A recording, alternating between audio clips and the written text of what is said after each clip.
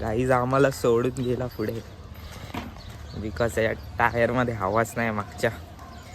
तर आता वरती पंक्चरवाला असेल त्याकडनं हवा भरून घेऊ आम्ही आणि मग पुढे जाऊ. गणपती बाप्पा मोरया.